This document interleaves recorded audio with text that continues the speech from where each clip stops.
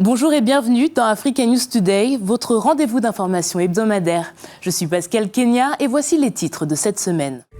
Le gouvernement de Madagascar va choisir la société de gestion du nouveau téléphérique qui traversera sa capitale, Antananarivo.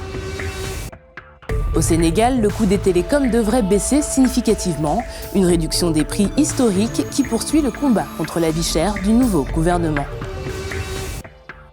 En Ouganda, les habitations informelles installées sur les zones humides empêchent le bon écoulement des eaux du lac Victoria. Contraint de les expulser de force, le gouvernement affirme les avoir prévenus. À quelques semaines de la mise en œuvre du nouveau téléphérique d'Antananarivo, le président de la République de Madagascar, Andry Rajoelina, s'apprête à choisir la société qui gérera le transport public. 2 entreprises françaises seraient en lice pour s'occuper de ce projet d'envergure. Le président de la République de Madagascar, Andry Rajoelina, va choisir la société qui gérera le nouveau téléphérique d'Antananarivo. 2 entreprises françaises sont en lice pour la gestion des nouvelles installations de transport de la capitale malgache. Le projet d'envergure de 150 millions d'euros a été financé en partie par un prêt du gouvernement français. Attendu avant le 26 juin, le téléphérique d'Antananarivo commence à prendre forme. Le câble relie Soarano à Anosi. 27 cabines pourront atteindre une vitesse de croisière de 22 km/h.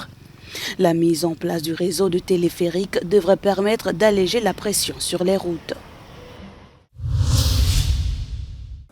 Au Sénégal, le gouvernement du président Bassirou Diomaye Faye poursuit son combat contre la vie chère et tient ses promesses. Les opérateurs de téléphonie mobile du pays ont accepté de réduire leurs tarifs. Les nouveaux prix seront déterminés le mardi 18 juin.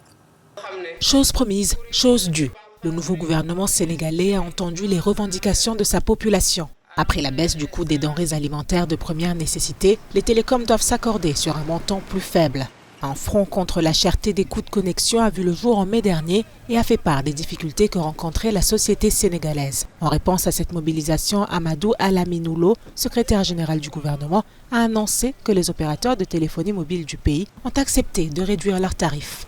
Les principaux opérateurs Sonatel, Free et Expresso introduiront d'autres offres destinées notamment aux consommateurs qui achètent des forfaits au détail. La date de la mise en œuvre de cette baisse des coûts sera fixée après une réunion du Conseil national de la consommation CNC prévue le 18 juin. Cela fait 2 ans que l'évacuation de milliers d'éleveurs Maasai dans le nord de la Tanzanie suscite de vives critiques. Aujourd'hui, le plan dit de conservation de la faune et de la flore du pays subit un nouveau coup dur avec le retrait du financement de l'Union européenne. La Commission européenne s'est jointe à la Banque mondiale pour réduire le financement des programmes de conservation de la faune et de la flore tanzanienne. Cette décision fait suite à des allégations de violation des droits de l'homme.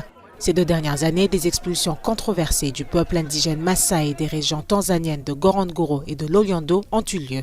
La Commission a donc annulé l'éligibilité de la Tanzanie à une subvention proposée de 18,4 millions d'euros à partager avec le Kenya dans le cadre de Nature Africa, un programme de protection de la biodiversité pour l'Afrique de l'Est. Les évacuations des éleveurs Maasai ont commencé sous la présidence de la Tanzanienne Samia Suluhu Hassan. Ses détracteurs l'accusent de vouloir délocaliser le peuple indigène pour créer des réserves de chasse et espaces touristiques. En Ouganda, plus de 100 familles sont sans abri après avoir été expulsées de structures construites de façon informelle dans les zones humides du marais de Lubigi, près de la capitale Kampala. L'autorité nationale de l'environnement, qui cherche à restaurer ces zones utiles pour filtrer l'eau du lac Victoria et éviter qu'il ne déborde, affirme avoir prévenu les familles en amont.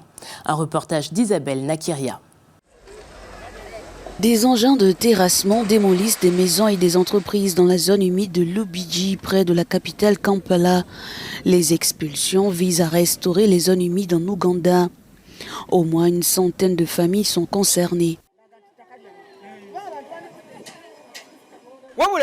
Nous ne comprenons pas ce qui se passe. Ils démolissent des maisons et en même temps des camions déversent de la terre dans la zone humide à l'autre bout pour préparer la construction. Plus de 15 camions ont déversé de ce côté. Le ministère de l'Eau et de l'Environnement affirme que les expulsions mettront un terme à la dégradation. La couverture des zones humides en Ouganda a diminué de 6,7% entre 1995 et 2015. Depuis lors, seuls 0,4% ont été récupérés. Le pays perd 2,5% de ses zones humides chaque année. Selon les prévisions, il ne restera plus que 1,6% des zones humides d'ici 2040 si rien n'est fait. Le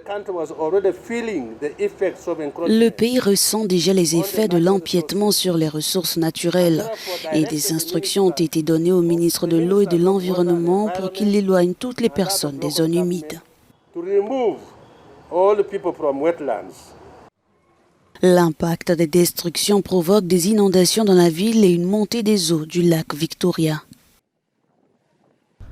Lubigi est l'une des plus grandes zones humides de Kampala. Elle absorbe la plupart des eaux provenant des banlieues de la ville avant qu'elles ne se déversent lentement dans le lac. Mais avec l'empiètement sur cette zone, les personnes vivant près du lac ont perdu leurs biens et leurs entreprises.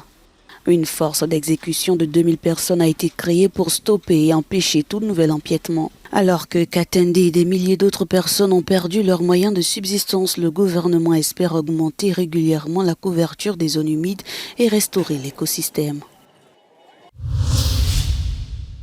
Et comme chaque semaine dans African News Today, voici l'agenda hebdomadaire avec quelques dates à retenir. Le procès de suspects, dont 3 Américains accusés d'avoir participé à une tentative de coup d'État déjoué le 19 mai dernier au Congo, se poursuit cette semaine devant un tribunal militaire à Kinshasa, la capitale. Des manifestations contre la fiscalité sont prévues à Nairobi, la capitale kenyane. La police a approuvé ces rassemblements qui auront lieu le 18 juin. En Afrique du Sud, la cérémonie d'investiture du récemment réélu président Cyril Ramaphosa aura lieu le mercredi 19 juin. Et le 20 juin rend hommage chaque année au combat des réfugiés dans le monde entier. Cette année est placée sous le thème « Pour un monde qui accueille les personnes réfugiées ». C'est la fin d'African News Today. À la semaine prochaine pour une nouvelle édition. Pour plus d'informations, restez sur African News et africanews.com. Je vous laisse avec le calendrier de la 2e journée de l'Euro 2024.